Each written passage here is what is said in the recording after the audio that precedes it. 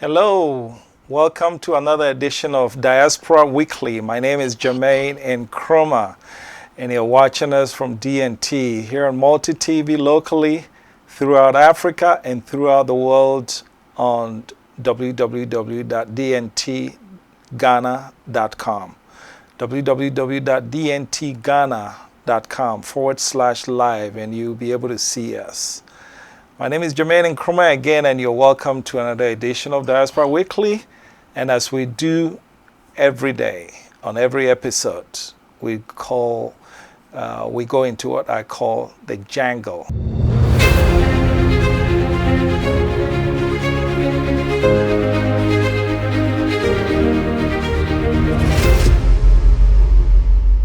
I have a special guest. Oh my goodness, you wait till you see my guest today. If you see that his shoulders are drooping, it means he has the weight of Ghana on his shoulders. That's how huge this person is. But before we go to him, here's a jangle.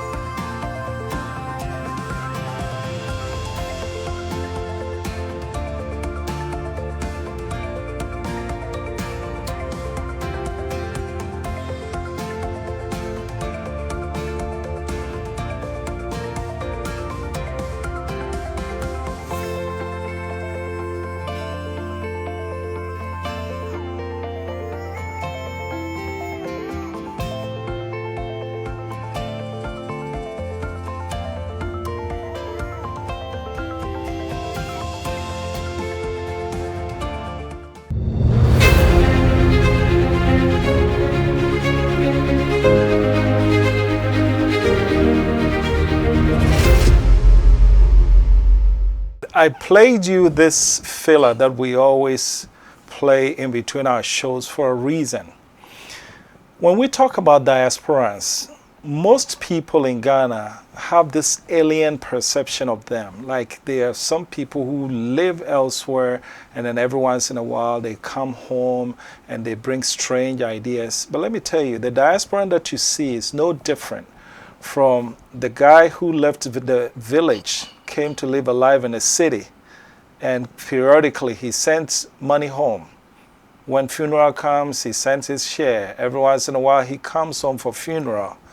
Now this person, when there is say a stool and he's entitled to it, is it fair to tell this person that because he no longer lives there, he's not entitled to that stool? It wouldn't be fair, would it? In fact, especially when you consult him on almost everything else, but when it comes to certain entitlements, you say, no, you don't live here, or you are not Ghanaian enough, so you can't be a part of it. Well, the people that are supposedly not Ghanaian enough, they bring in $4.7 billion. That's what they brought in the year 2018. How do I know that? The World Bank said they brought in 3.3 billion, which is what it can track through normal transfers. But our studies, DNT studies, also tell us that of all the people who send money home, 29.9% do not use the formal channels. They send money home through other people. They bring it home in their pockets. And so simple mathematics says that amounts to 1.4 billion. If you add that to 3.3 billion, that gives you 4.7 billion. That Ghanaians abroad brought in the year 2018, for which no natural resource was exchanged in return. Now, to put that in perspective, you have to add cocoa that brings in 2.2 billion, and gold, that brings in 2.4 billion, to equal that amount. And for these things, we actually send stuff out. And so if we have a group of people that's making this kind of significant contribution to our nation's building, the question is, why are they not Ghanaian enough to be entitled to all the perks that a Ghanaian who lives at home is entitled to? That's the jangle. We'll be back, and I'll introduce you to my special guest. Hello, my name is Kofi Opon Ochre, and I bring you NASA on DNT, a program designed to expose corruption and indiscipline in our society and advocate for the punishment of these offenders whose activities impede national development. The National Road Safety Commission indicates that Ghana loses $230 million to road accident, with over 1,600 deaths recorded every year. In 2018, Shraj report indicated that Ghana loses 13.5 billion Ghana cedis to corruption. And United Nations Children's Fund UNICEF has also stated that Ghana loses $290 million to poor sanitation alone. This is not right. So make a date with me, and together let's name and shame the offenders of the law. NASA, see something, say something.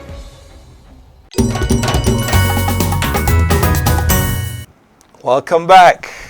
This is Diaspora Weekly, and I'm honored to be joined by Dr. Bossman Asare. Welcome.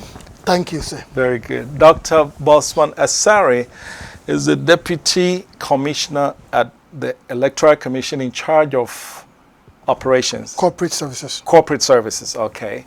And so they actually, when it comes to the logistics of running election, he's right in the midst of it.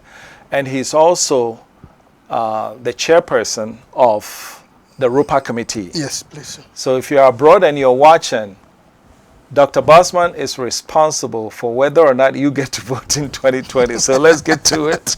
Doctor, welcome. Thank you, sir. Thank you once again. Very good. And thanks to your viewers, too.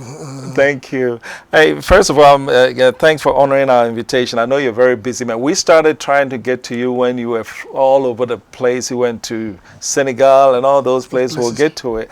But Ropaa, which is Representation of a People's Amendment Bill, a bit of a background. It was passed into law and signed into law by President J.A. Kufuor in February of 2006.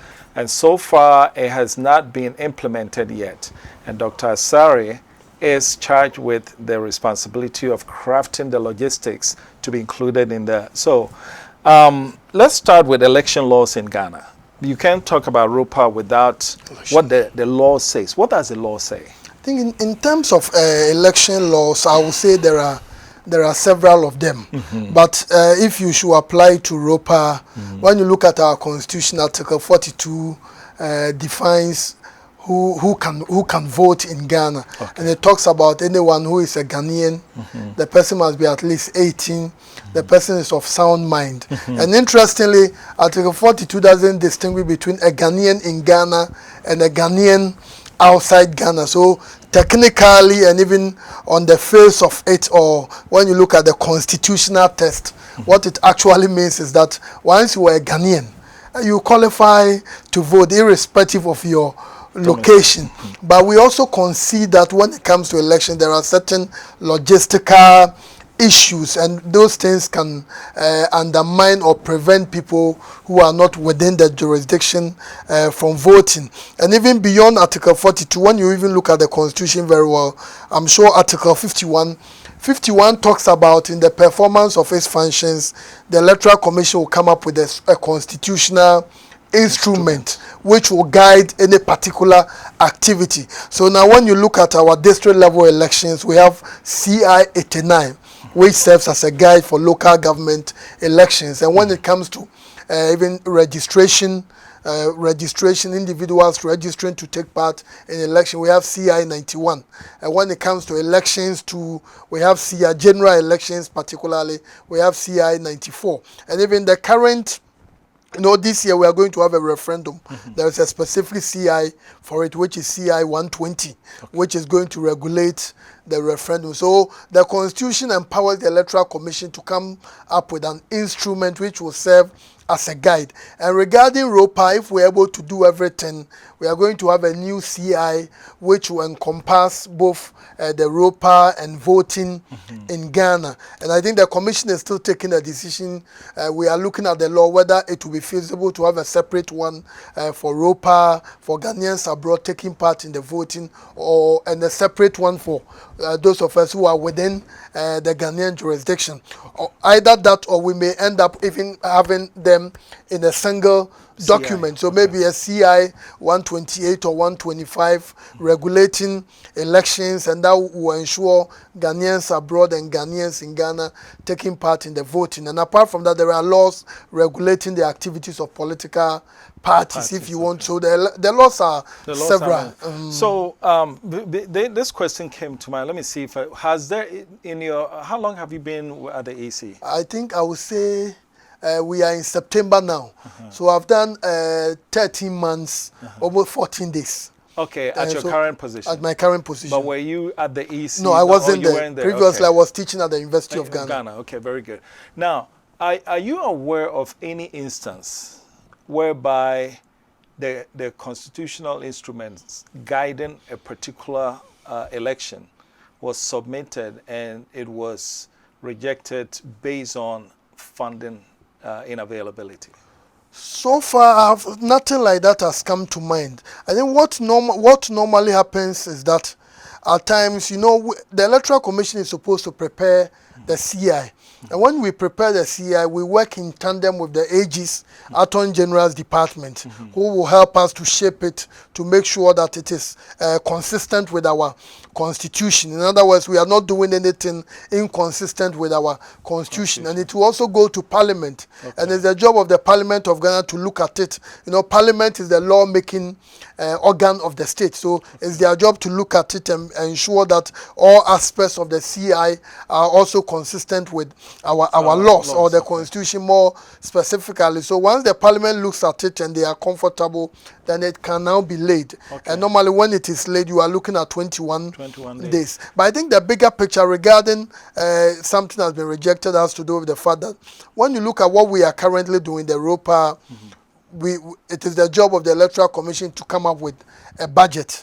And you know, the budget is the executive that must ensure that we have the money to be able to execute that. And in terms of the Electoral Commission, we don't think in terms of money, because that's not our job. Our job is to implement to ensure that Ghanaians are voting. So we will make the budget available to the executive. We have the Special Budget Committee of Parliament, and they support the Electoral Commission severally, and we will defend it before the Ministry of Finance. So depending on their financial situation, I know they will do A, B, C, or D. But looking at from past experience, I'm very sure that if we have the CI laid, the Ministry of Finance has the mandate to ensure that we do what we have to do. Okay. So now, when you were going through all the laws, different laws, I know I'm not a lawyer, so and some would say I probably should have looked at it, but the thing is, in as much as the Constitution on the one hand talks about as long as you're a Ghanaian of 18 years old or of sound mind, you're entitled to vote and is entitled to be registered in voting and referendum in Ghana.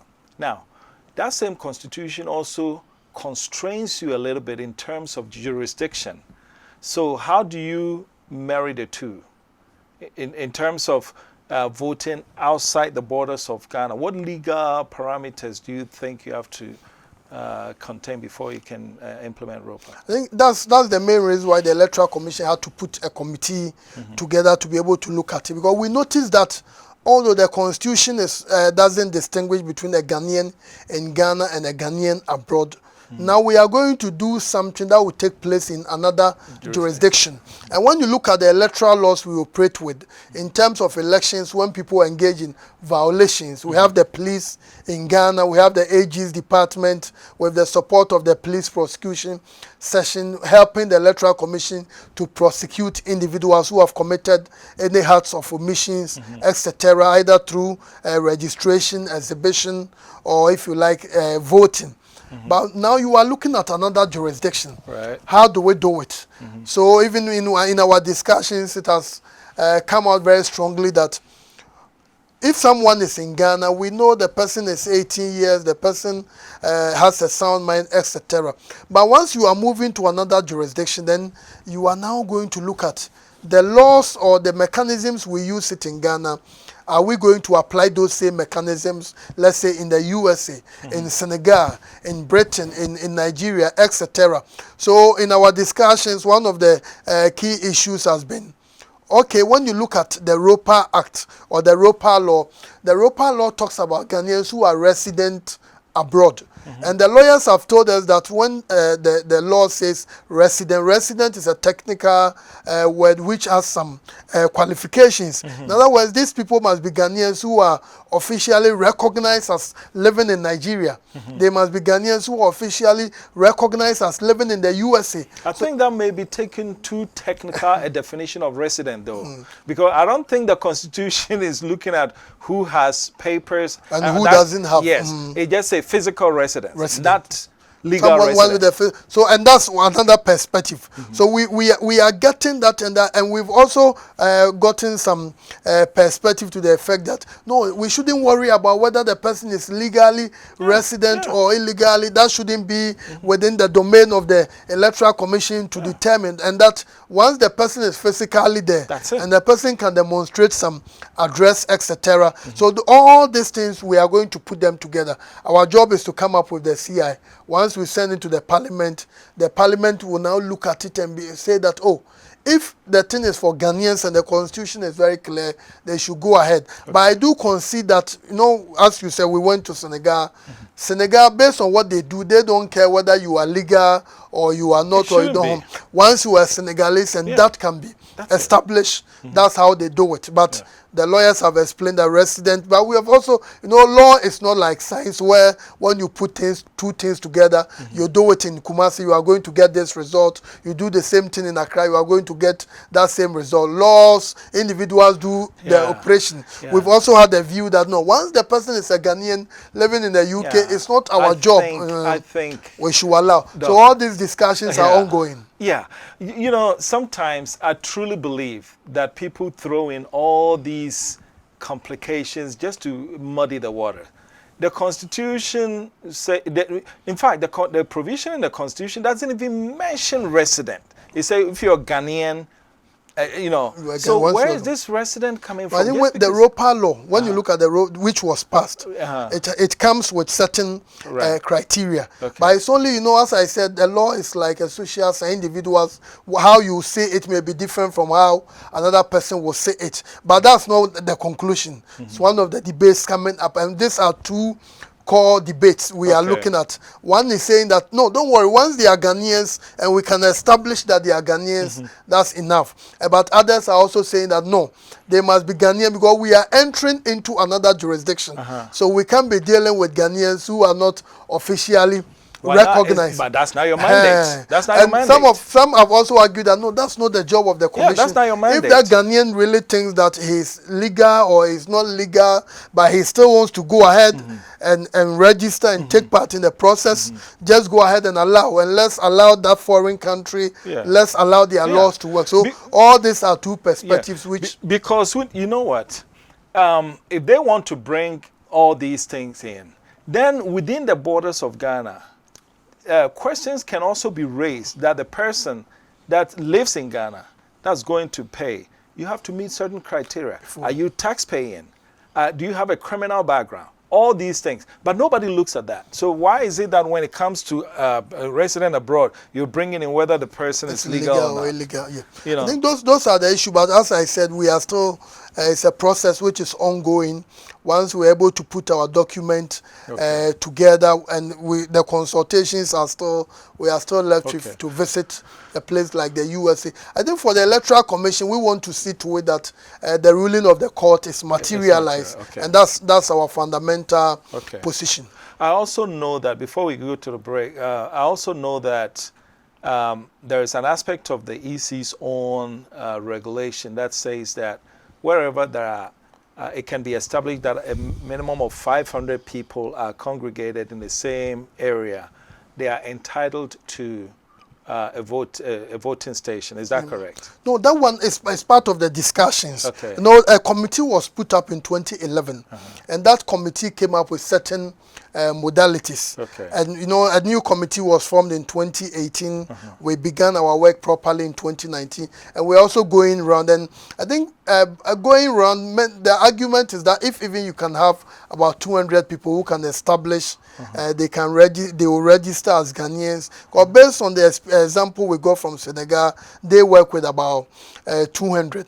And when you are being very fair to Ghanaians abroad and even Ghanaians here, when you look at the ruling of the court, the 5 people took the Electoral Commission to the court. And the ruling of the court was very, very simple. The Electoral Commission must ensure that these 5 individuals vote in any future public elections and referenda.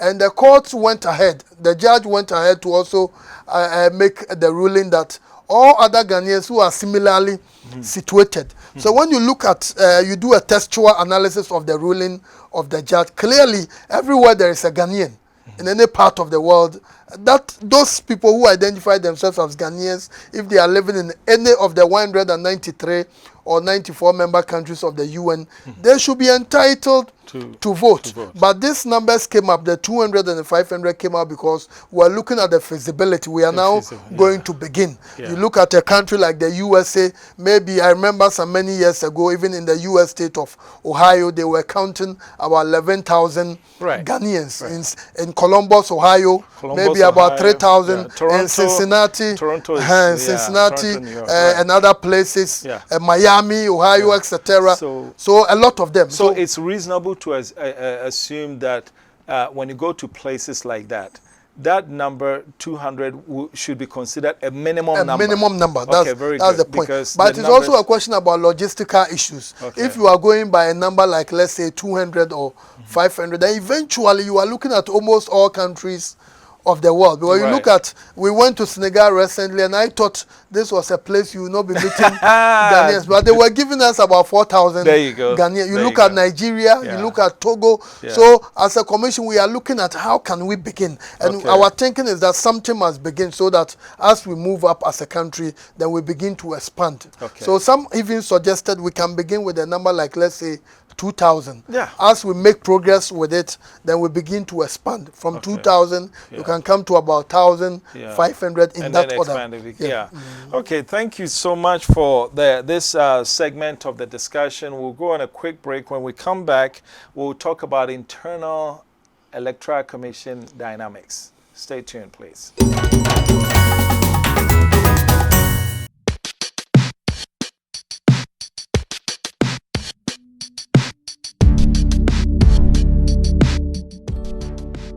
Hello, this is Nanansa, and you're watching Homeland, the Story of the Returnee, where we dive into the perspective of the diaspora in and out of Ghana.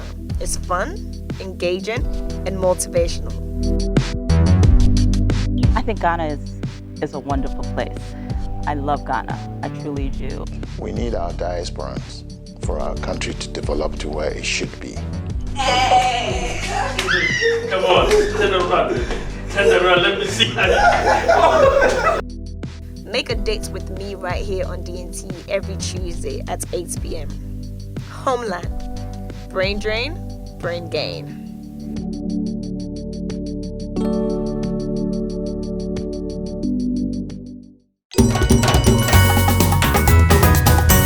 Hi, welcome back to Diaspora Weekly. My name is Jermaine Nkrumah. I'm joined by Dr. Bossman Asare of Electoral Commission. He is the chairman of the Ropaa Committee, and in his permanent capacity, he is the deputy chairman of Electoral Commission. Welcome again. Before we went, we were talking about the laws. Now I want to shift gears to the Electoral Commission as a body. You guys have done 7 successful elections in our fourth republic. You've really nurtured Ghana's democracy to an enviable status among our peers. So tell us, what goes on in there? What's the structure? What gives you what it takes to be able to carry on this monumental task? I think the Electoral Commission has some critical individuals who are, let me say, their attitude towards work is so excellent. As you rightly put it, we've organized 7 successful elections, and when you compare Ghana to many countries in Africa, I think with the exception of maybe Mauritius and Botswana, we have been very, very consistent, and we are always used as a case study for many countries in the sub-region. We come to ECOWAS, Ghana is a leader when it comes to democracy. You go to Africa in general. It's largely because the EC has entrenched certain structures in place. We operate at the district level, we operate at the regional level, and we have the men and women who are so much committed to the work we do. And I will also say the EC has also benefited from the Ghanaians in general, because Ghanaians have come to embrace democracy as the way to go. Ghanaians have accepted democracy as the best option of government, because we've tried other examples which didn't work. We've had the era of the military, even civilian dictatorship, and the conclusion is that the way to go is the democracy. And once we have agreed the way to go is the democracy, you need an institution that will be able to ensure that the will of the people is readily and easily expressed, and that's what the Electoral Commission has always tried to do. And over the years, the Commission always engages individuals who are so much committed to the work we do. And apart from that, there are also structures in place to monitor the work of people, whether at the district level or at the regional level. And you know, the commission is made up of 7 commissioners. Okay. 3 of them are full-time workers, and the other 4 are board members. Until recently, we had 10 regions, and each of the 3 executive commissioners, the chairman in the person of Mrs. Jim Mensah, the 2 other deputies, Mr. Samuel Tete, who is the deputy for operations, and myself, will be in charge of 2 regions. Okay. Then the other 4 members will be in charge of a region each. So critically, anything that takes place in a particular region, a commissioner is there to be able to ensure that the right things are done. And when it comes to even employment, we make sure that we are employing people who have the technical capacity, the analytical know-how, who can ensure that we live up to expectation. Okay. So in describing the Electoral Commission, it must hurt when if NPP is in power, the NDC thinks, oh, all of you are pro-NPP. And when the table is flipped and NDC is in power, NPP is like, oh, all of them are NDC folk. How does it feel to work under such environment? No, I think at the Electoral Commission, one thing I've noticed is that when we hear some of these things, it's like people making the argument that Mr. Trump is the president of Ghana, and they will forcefully pick that argument, and you know that it is wrong. So I think that's how we have come to view it, because we know that the way the structures are, if even somebody likes a particular party, there is nothing you can do about it. So I know the parties themselves, they know that.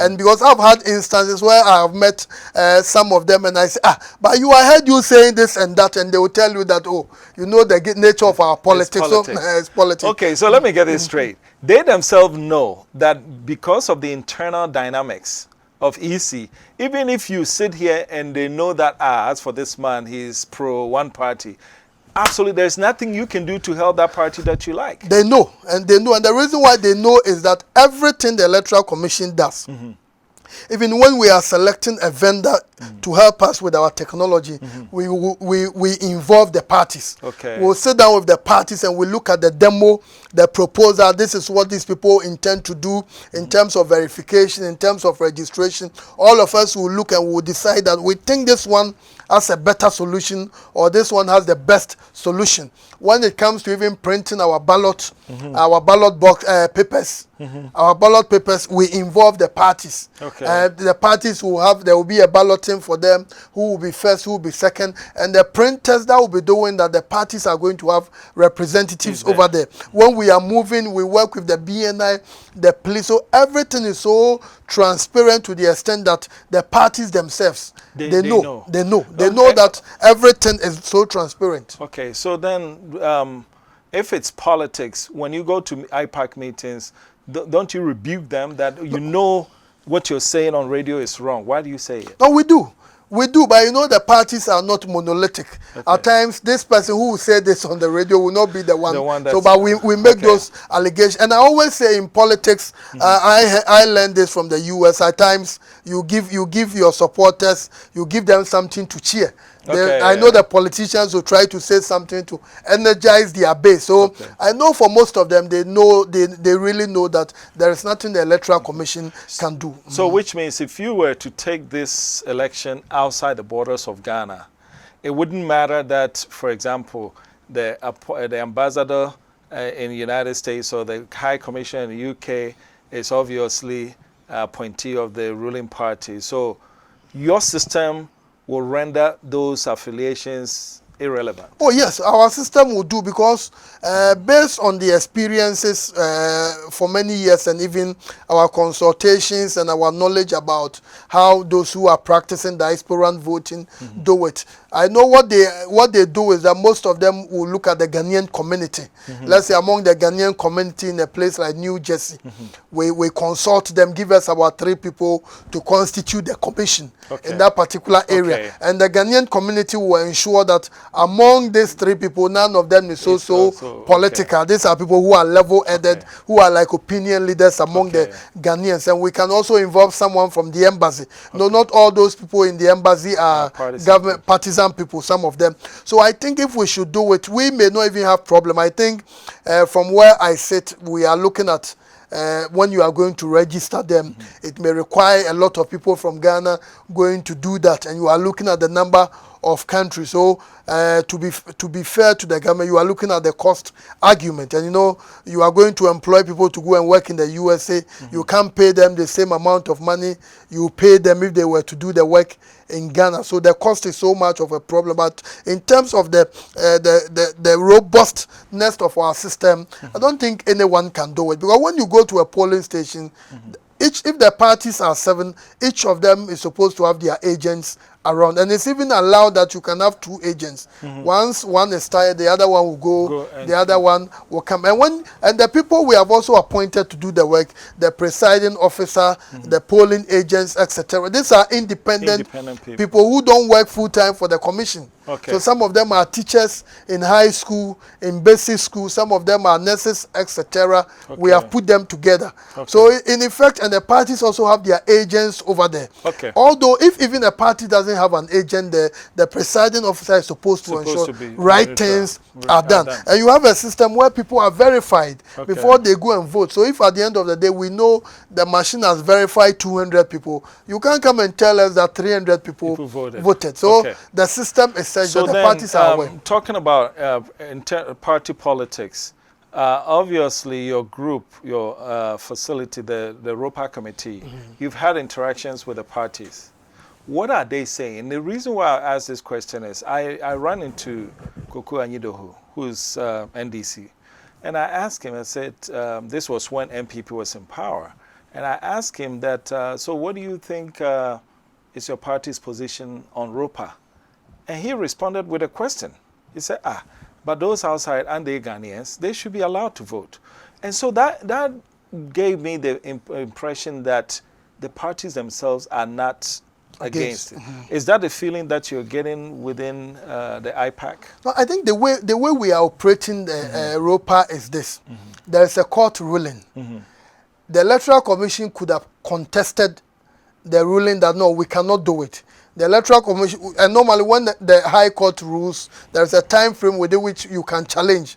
Oh, I can't do this, or I think I disagree with the ruling. The Electoral Commission, they didn't do that. Suggesting that the Electoral Commission agreed. Right. And when we came to office, we even wrote to the court to give us an extension. Okay, so it was a High Court ruling, It's a High not Court a Supreme ruling, Court not a Supreme Court ruling. But looking at it, looking at what the Constitution says, I don't expect that somebody will go for maybe an appeal for another court to say that no, because when you look at the Constitution, it's so fundamental. Maybe the argument, maybe the state can make is that the resources are not there. But in terms of as for that resource no, argument, and that's what I know. That's why I say you it's don't not the say that. business of the But Electoral Commission. I hear that all the time, and it's not the business of the. So our job is to ensure that. And now, since we didn't, and we wrote to the court, give us an extension, and the court has given us up to this December to have the CI ready. Wow, that's so you only about 3 months away. 3 months to, and we've made some significant progress. We just have to do some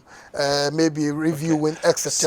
Some of the criticism that we're hearing is that your committee spent a lot of time doing nationwide consultation, and I heard one person say, but if we're doing election abroad, what are you doing consulting the local stakeholders? Because whether they object or not, it is the law that you're supposed to implement.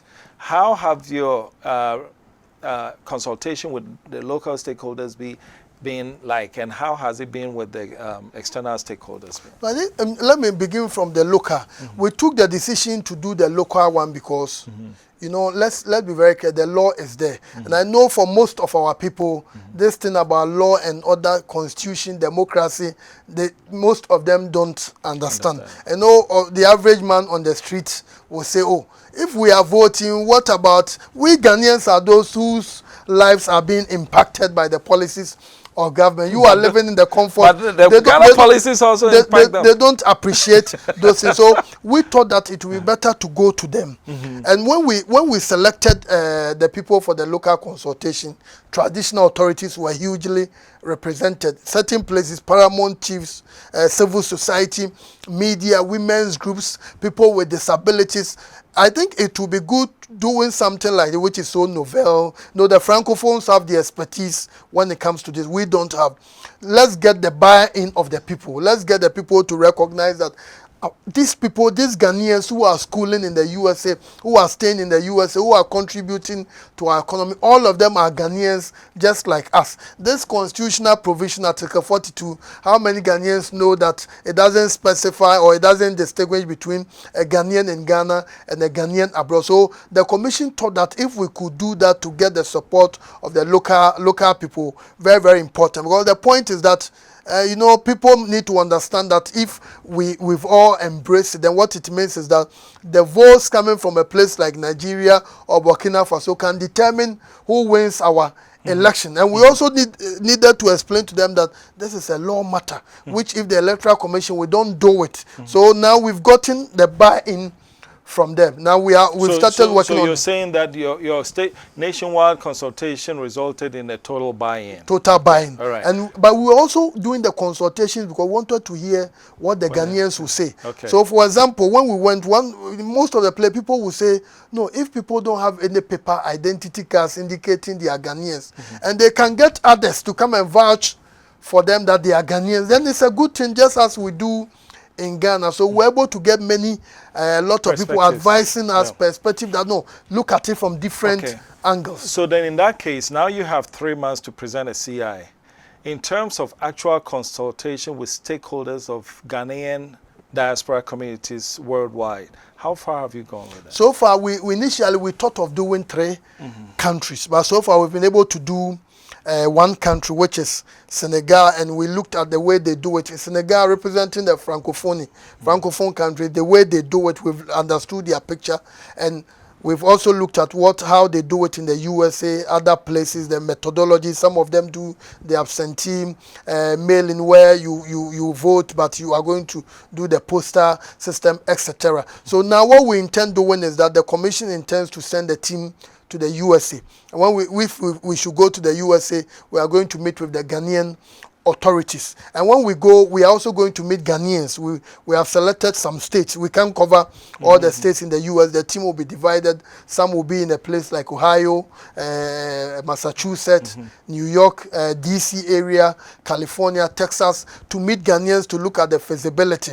I know the embassies are also very, very critical. If you are a Ghanaian, you a Ghanaian state institution, you want to do something in the UK, in the USA, you really need to go through your diplomatic mission. So we also see what support can be provided by the diplomatic mission, so that and when we go, we are going to ensure the two parties, their reps are going to be there, the two main parties, and the minor parties also have a rep. All of us will be there. And so far from our engagements, the parties reps, they are not functioning as if they are there to represent the interests of the smaller parties or the NDC or the MPP. All of us are one, and we are looking at how practical it is. So it's a Ghana project which all of us are trying to get it right. So it's not like the parties are saying, oh, do it. And in all the places that we've been very, very monolithic. The NDC rep, the MPP, the minor party reps, and the civil society, all of us are looking at how can we do it? How can we get this done? So when we, the overseas, in terms of executing it, it's another segment that we're going to go into, but I think you're there, so let's look at that. There's currently, in 2017, the Diaspora Homecoming Committee, we set up what we call country committees, and we painstakingly made sure that they weren't partisan, because we were making sure that they represent all Ghanaians. And so as we speak, we have like 16 country committees where United States, UK, Australia, and all those things. Would that be a structure like that? Would that have any value for? Yeah, I think it will be. Because I think one of the modalities we are looking at, if USA, we are going to have about three people from the USA constituting the electoral commission. And these people will be in charge of appointing people to become presiding officers. And these are people, we don't want them to be known members of any political party.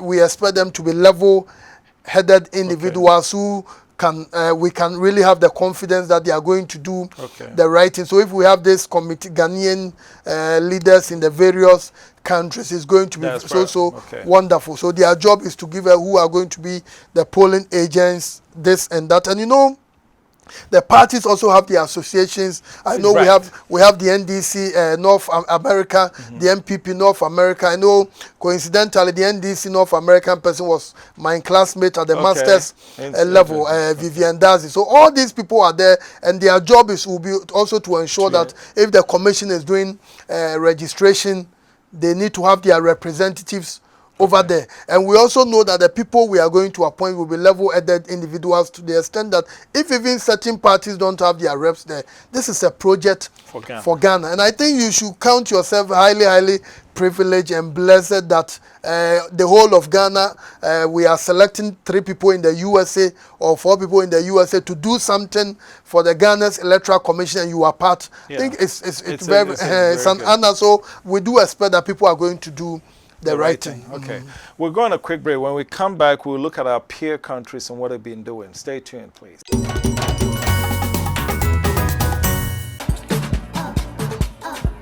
Lock up Hello Entertainment Box. Hello Entertainment Box. Hello Entertainment Box. Hello Entertainment Box. Hello Entertainment Box.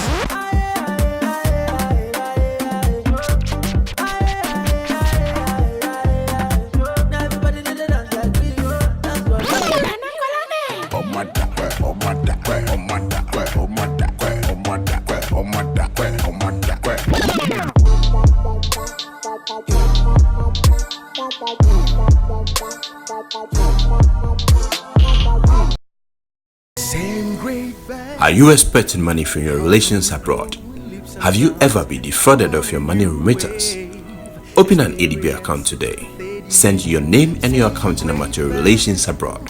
Ask them to use MoneyGram direct to account service and receive your money in your account in minutes. With MoneyGram direct to account service, there's no PIN code wahala. You can now access your money on all ATMs in Ghana, or send it to any mobile money wallet using ADB mobile banking app or shortcode *767#. Visit our branches nationwide to conveniently receive your Western Union MoneyGram, RIA, Unitylink, Transfast, and Express Money Transfers. Reach us on our Facebook, website, or call our hotline on 0302 210 210 for more information. ADB, truly agri and more.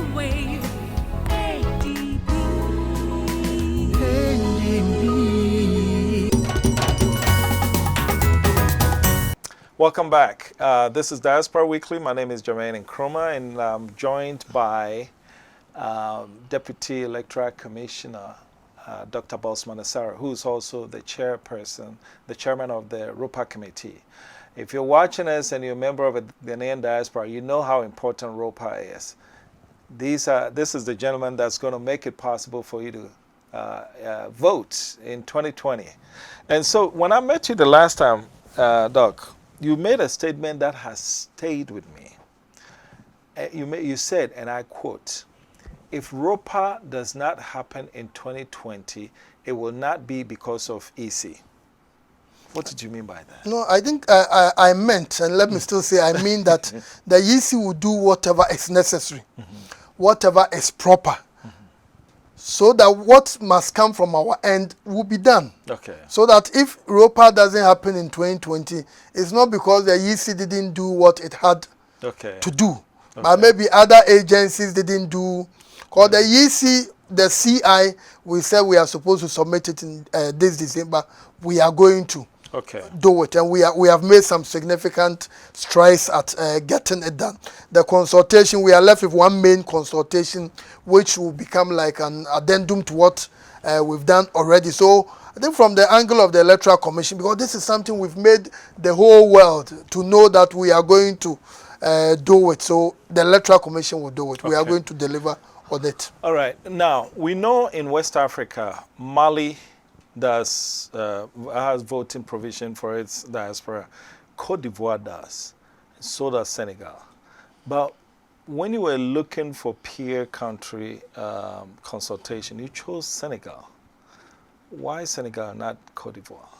Okay, we did Senegal because, you know, Senegal's system has been tried and tested. They've done it for a while, and we understand Cote d'Ivoire, the political upheavals until quite recently. And the commissioners went to Mali when they were putting up when they put the 2011 committee together. That team went to Mali, so the Mali example was fairly there. But we got the information that Senegal was doing something which was so unique, and we took it upon ourselves to go and look at it, experience what they do, and see how we can apply it. And I think when we looked at it, most of our members were so much convinced about their system, how practical their system happens to be, and it's like they've never had any problem with it. They even do it in Ghana. They do it in several parts of the country. But we noticed that the Francophone countries have what they call the national identity card. They have been doing it for many years. So if even you are their citizen and you go abroad, you go with your card. So yes, it's more structured than ours. You know, the Ghana card is still a work in progress in the infant stage. So we try to compare ours to them, and we notice that they are in a more better position. Until we're able to get this national ID card, and we are going to have some challenges. Nevertheless, we took it upon ourselves that since there is a court order and Ghanaians abroad are also yearning for it, what can we learn from their experience, that of Mali and Rwanda and all these other countries? They do it. So at least now it has given us a clear picture of how we should also approach ours. What role should the embassies play in this process? The Senegal example is that they go to a country like Ghana, they look at the Senegalese community, they tell them, select 3 people who are well-versed, who are more opinion leaders, people who are matured. Then they get somebody from the embassy to serve as a secretary, somebody who is not a partisan person, to serve as a secretary. Then from these 4 individuals, they are going to nominate people to become presiding officers, polling, etc. So you're not going to send presiding officers from Ghana to... No, because it will save a lot of cost. It will cost the commission so much, and we may end up saying that we cannot do. But these are people, when we are doing it, just as we do in Ghana, anyone we appoint as presiding officer, the picture, the name of the person will be known by all the political parties. Right. So if we do the same thing abroad, then these people will be known. Okay. So the MPP USA, the NDC USA, NDC Britain, all of them will know the people who are serving as presiding officers. So that if they have some problems with them, or they have evidence that they are partisan, they are this and that, we will allow them to do that. I have 2 areas, that very critical areas. One, when this law was passed, people were saying it would be very difficult to ascertain. If I'm a Ghanaian and I live in Houston, Texas, it would be very difficult to ascertain what parliamentary constituency you can place me in Ghana. And in your discussion, I know that the question of establishing parliamentary constituencies for diasporans has come up. That discussion has come up. And when you went to Senegal, you also noticed that of the 165 legislative seats, 15 belongs to its diaspora. Is that something that the EC would consider to be included in the CI? When you look at the ruling of the court, the ruling was very clear that Ghanaians, the 5 people who took the commission to court, must vote in any future public elections and referenda. And in Ghana, when we talk about public elections, presidential elections, parliamentary, local government elections, all of them are public elections. They must vote in public elections and referenda. So when you go by the ruling of the High Court, they must vote in district assembly election. But in our consultations, we also met the Ghanaians in the diaspora, their delegation that came to Ghana. In our consultations, nationwide, all the then 10 regional capitals, all of them, the conclusion was that since we are now beginning it, we should begin from the presidential, so that when we perfect it, we move on to the parliamentary. But one of the things we also expect the diaspora community to push, which I think was about 3 months ago, there was a homecoming.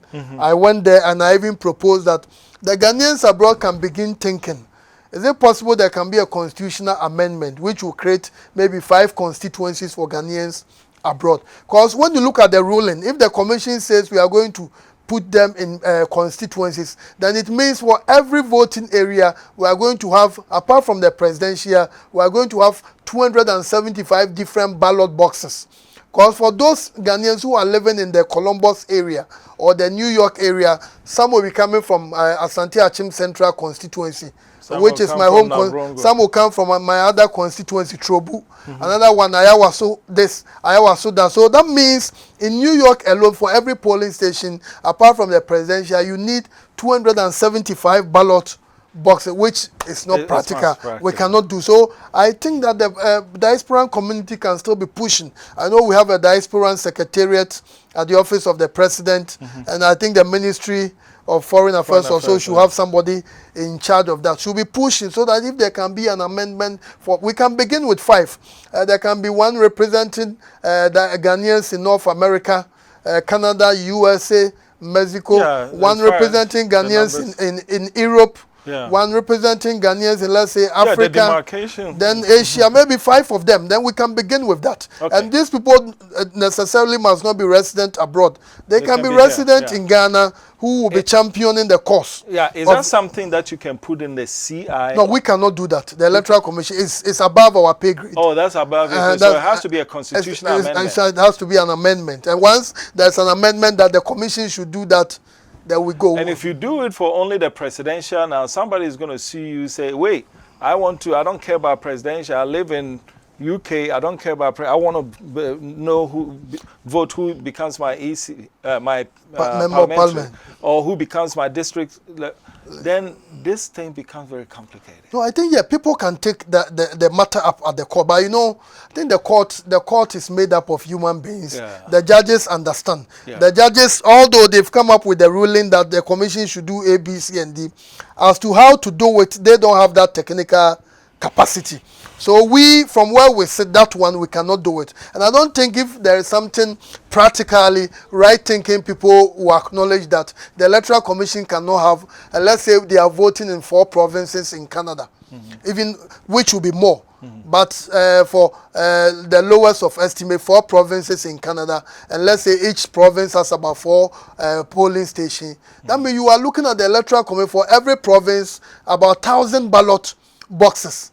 So you are looking at only Canada alone, about 4,000. But there's no way you can have one ballot box where different parliamentary... No, it's not possible. When you finish the counting, you are going to have a lot of challenges with that. Because you are looking at 275. So normally when you do it, you are supposed to have, each parliamentarian must have a representative there. So the thing is going to be unwieldy. Wow. So based on our consultation, the conclusion was that let's begin with the president. And I do expect that if somebody should take it to court, the judges will look at it and realize that the commission has even done well trying to begin with something, which from our side, we've made a lot of concessions. But my thinking is that the best way is to push for an amendment which will ensure that Ghanaians abroad have maybe 5. And in that way, if North Americans have 1 people, 5 people can contest. We have only 1 ballot box for them. Then all of them, they are voting for only 1 parliamentarian. But you see, even if you do that, you're still short, because now that we're having DCE elections, okay, which is a public referendum. That one is also district exam.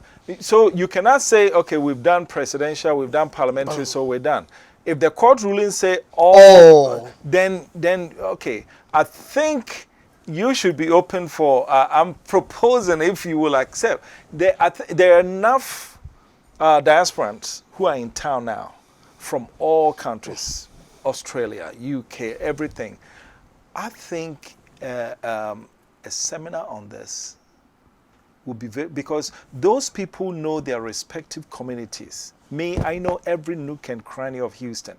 So I can tell you from a logistical standpoint what's best for Houston, and other people are here. I think rather than, and this is a suggestion, rather than maybe consulting within the communities around the world, if you call a consultative meeting here and it's broad enough, you will have representatives from all the countries who are currently here, who are kingpins. Basically, they know their communities. And I think together we'll be able to, because this thing, I was part of the group that actually led the initial push for Ropaa. But at the implementation stage, this thing that you said is taking it a whole new level. I don't even know how it can be executed. So is that something that you would consider? No, I think we will, but from the angle of the Electoral Commission, we are supposed to implement. And now we are saying that if the Electoral Commission makes a determination that we want to do it, that they take part in local government, then eventually from a practical standpoint, then it's not going to happen any time soon because of the logistical issues. So our thinking, and based on the reason why we did the consultation, everyone, since this is the case, let's start with the presidential. Then along the line, when we went to Senegal, we understood their system based on discussion. Then we said, the way to kill this mischief, where Ghanaians abroad cannot take part in parliamentary elections, is why can't we have a situation whereby the Ghanaians in Europe can also vote for about 6 or 7 people, so that one of them will become their rep. Even when we do the registration and we have a clear idea of the population, we can even say for Africa, the Ghanaians in Africa will need 3 representatives. In North America, because they are about Ghanaians, about, let's say, 800,000, looking at the population quota leading to the election of MPs, etc., they need about 5. We go to Europe, etc. We can do that. So let me ask you this. This thing really shook me up. You say all public elections and referenda. Your CI is law if once it's passed. Yes. Okay, so if you do the CI, and let's say you within your CI, the same way that the EC, was it EC that created the different districts? The districts were created by the president. By the president. We create constituencies. Constituencies too, okay. And so if it's not within the EC's purview to be able to create a constituency outside or suggested in the CI, Is no, it? The EC, to create constituency, there are special rules for that, which has been specified in the Would that be in the CI? No, that will not be in the CI. Okay. No, that's why I'm saying now for the diasporans to be able to vote for people to represent them, that one is above the pay grade of the electoral commission. You know, the parliament is a 275 chamber. So if you want to do anything, unless the EC says we are creating, and the EC doesn't have the power to create constituencies outside Ghana's jurisdiction. It's only the parliament that can do that. That can do that. Okay. The parliament can pass. Once they pass, then the EC, the parliament will pass and say, okay, based on this and that, there should be Ghanaians abroad should have representation. So Parliament can pass a law to amend Ropaa. The executive will introduce. Yeah, they can do that. So that if they can, because if they can pass a law to amend Ropaa such that it stops at, say, the president and parliamentarian, that should suffice. You know, the Ropaa law says that Ghanaians abroad should vote, but it didn't specify the kind of elections they should vote in. So then why did the court say in their ruling say all public referendum? But once the court is saying these are Ghanaians. So Ghanaians in Ghana will vote in public elections and referenda. And these people are equally Ghanaians. Are they not equally Ghanaians? So I think that the judge was right in the ruling. You know what, Doc, you've been great. This conversation can go on for another 1 hour, which I know you don't have. So I want you to look in this camera and promise your viewers that you will be back, so we can continue this and put this at rest. Yes, I'm going to be back for us to do part 2 of this discussion. And even part 3, I'll be available. Very good, very good. This has been Diaspora Weekly. This conversation, I had no idea that it was going into such detail. But you know what? We've only begun. We're not going to end it here. You have the commitment of Dr. Bossman Asare that he'll be back for us to put this to rest. But in the meantime, we have just begun the conversation regarding Ropaa, which is one of the main things that Ghanaians abroad all want to see if they're going to be able to vote in 2020. My name is Jermaine Nkrumah. You've been watching Diaspora Weekly on Diaspora Network Television.